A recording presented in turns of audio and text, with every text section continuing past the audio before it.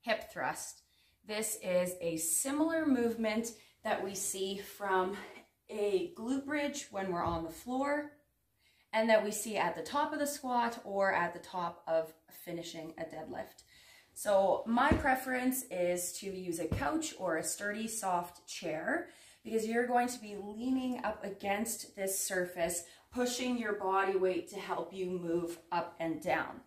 So you can get into this position depending on how high your surface is in one of two ways. You can start on the floor, and you're going to want to get the edge of your surface at about your bra band line. So you can do that by bringing yourself from the floor up to that surface.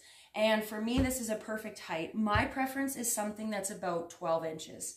Or you can start from up top, where you would scoot your bum off, lower yourself, and get yourself across the back of your bra band.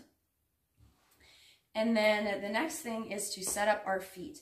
So you can have your heels hip width or shoulder width, and it's good to do a variation of both.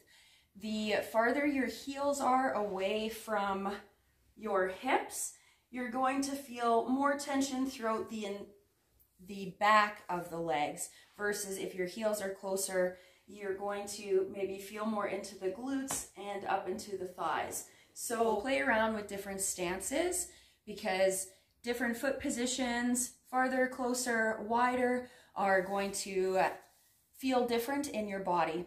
After you get yourself across your back, feet set up, your upper body is like a teeter-totter. So as you press equally through both feet and lift your hips up off the floor, your head is going to come back, and you want to have your hips elevate so that they're in line with your knees, hips, shoulders. We don't need to over press and push up into this position. We can just come to a nice flat position. And if you want, you can have a bit of a squeeze of the glutes at the top, but it doesn't have to be crazy, and you don't even have to do it. Your glutes are working to get you up there. And then, of course, we can always weight this movement. So you can hold a singular dumbbell or singular weight across your lap.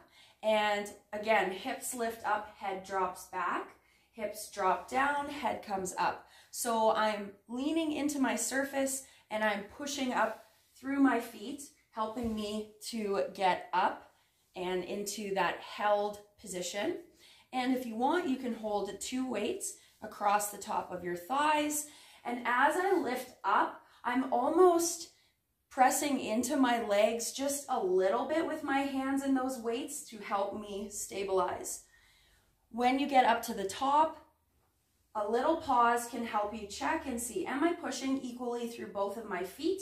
And are my hips level when I look down my body, or am I twisted?